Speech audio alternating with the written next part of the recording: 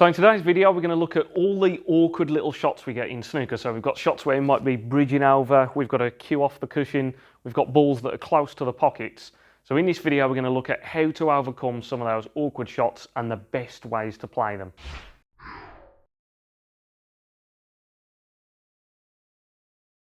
So the first shot we're going to look at is this horrible shot where the white is too close to the cushion and we need to bridge off the cushion and try and pot this red. And these are very difficult. Now the first thing to think about is, how do I form my bridge on the cushion? So one of the things I like to do is get the cue so that it's resting on the cushion like this. That gives you a fixed point straight away to hold the cue in position. Then the other thing I'm doing is using a finger at the side here to keep the cue in a straight line, and then using my thumb at the other side to also help keep the cue in a straight line.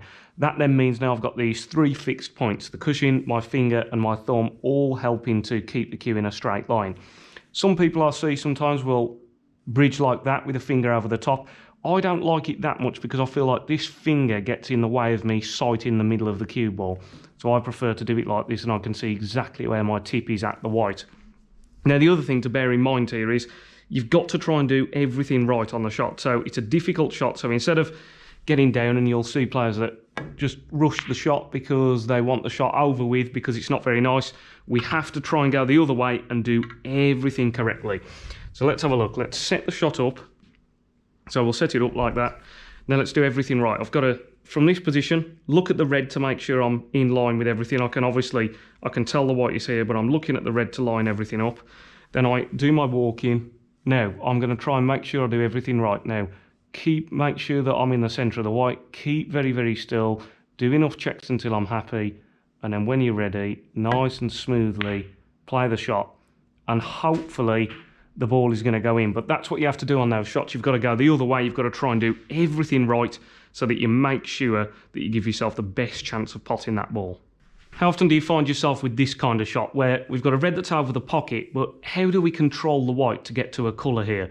So you'll see very commonly, I think players here will try and hit below centre, try and get hold of the white a bit like that. Makes the pot very difficult to try and play it with that backspin, and you haven't really got much control over what the white is doing. So let's have a look at the better way of playing this shot. So the ball is close to the pocket. Now the best way to play this shot is to use left-hand side on the white. Now, when the white hits the cushion, that's going to mean the white will move to the left and hopefully come off the side cushion, off the black cushion, and behind the black. So when I'm playing with side here, my last video was all about some key shots with side spin, so if you haven't seen that, go and have a look at my previous video. But this one here, so I've got to play with left-hand side. Now, the white is going to push to the right initially, but then it's going to start to bend, so it's going to get pushed out, but because I'm not hitting it that hard, it's going to get a chance to bend back in. Think of it like a bit like a footballer taking a free kick. So you've got to experiment with how much pace you need to put into these shots. Now I've got to aim a little bit thin because of that bend happening. It's going to curve back in, and I've got to try and get through the shot.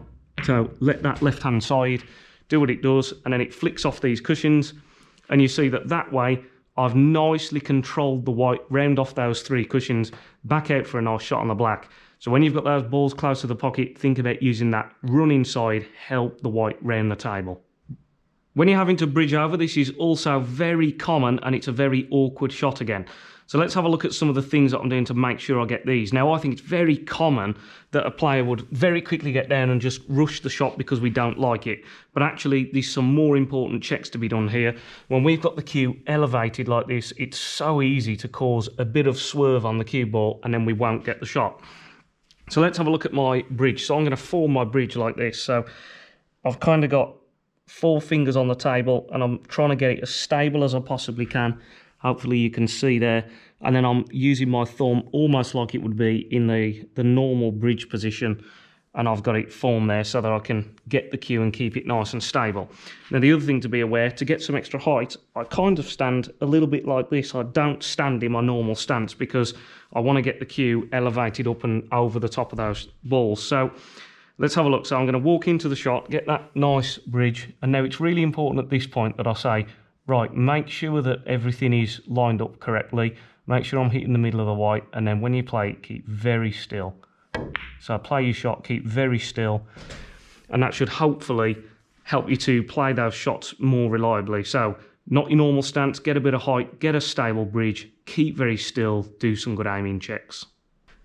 Now we come to these awkward shots to the middle pocket. So I've got this red here that goes to the middle. Now these are always more difficult because if I catch the near jaw here, the ball won't go in. And if I catch this far jaw, it's not going in. It's held to very high standards. You've got to try and pot it right in the heart of the pocket, which is aiming to about here like this. That's your biggest margin of error. Now the first big tip here is look out for your natural angles. So is it possible that I can pot this ball and I've just got a natural angle to get to the colour? And in this example, it actually is. I can just pop this ball, not hit it too hard, and then that means that at this angle, it gives the red every chance of going in. So try and line it up here. Make sure you're standing up behind your shot and it feels good. Then you walk into your shot, so I can just go middle ball, not having to hit it too hard, and then just let it roll into the middle, and the white is naturally bouncing off that black there. So that's the first tip. If that is possible, to just use natural angles, and that's what you're going to do as a player. The second one is, let's say, right, I've got it a bit straighter like this, so I've still got a pot to the middle, but I can't now use the natural angle. If I just roll this in, the white is going to come all the way over here and I'll be very far away from the black. So I need to play a stun shot and to stun it down for the black. Now the big tip here is to just hit the shot confidently. You can't be scared of these shots. You'll be more accurate if you hit it confidently. And I don't mean hit it really hard. That's a different thing to hitting it with confidence, but don't tentatively try and roll the ball in. So if I do my same aiming and now I'm playing a little stun, so just be confident with it. Just make sure that you're hitting it nice and confidently. So even though that was just a fraction wide, the pocket still accepted it, and I've got a nice angle on the black. So the tip is there. If you can roll them, just roll them. If you are having to play a stun shot, make sure you hit it with confidence. Now we're on to our last annoying shot in this video here, and this is when you get the balls and they're close together and you're trying to pick the potting angle. It always feels more difficult when the balls are close together like this. So there's a couple of important things you have to do here. One is that I would give myself some information by looking from here. Now, I'm not trying to look for any specific points on the back of the red. I'm just having a look at the line to the pocket and just giving my brain some more information. Then the other thing is you're going to judge the line better from this standing position. So when we line up shots here, than you are trying to find the perfect angle when you're down here like this. And then the final big tip is that once you've committed to that line, so you're going to try and pick your line here, get a good feel of it. Then once you've committed to it, you're going to try and do something positive with the white. So if I was to just roll this in, it's very difficult to get to a colour. So I'm going to actually play it with screw. So I'm going to hit it nice and confidently and get the white to come off here and back onto the black like that. Maybe a dab of left-hand side just to keep the white away from the black. So let's have a look. So let's pick it, get some information here, have a look at it. Then let's go back here, pick what we think is the line, and that looks pretty good there. And then once you get down, you're going to double check your aiming, make sure it feels good. Got that bit of left on, nice positive shot, so you're doing something good with the white. Hit it nice and confidently, and then you can see that, yep, the white has come off the cushion and left me a nice shot on the black. So that's what I'm trying to do on those. Get some more information by looking at the line to the pocket, pick the line standing up, and do something positive with the cue ball. So, as I always say, I really hope you found this video useful. Remember that if anyone's interested in any personal one-to-one training sessions, I'm working on this table helping players to improve their game all the time. So if you look in the description, you'll find my website, my contact details. Feel free to get in touch and I'd love to help you with your game. As always, if you did enjoy the video, remember to give it a like. If you're new to the channel and you haven't already subscribed, please consider subscribing.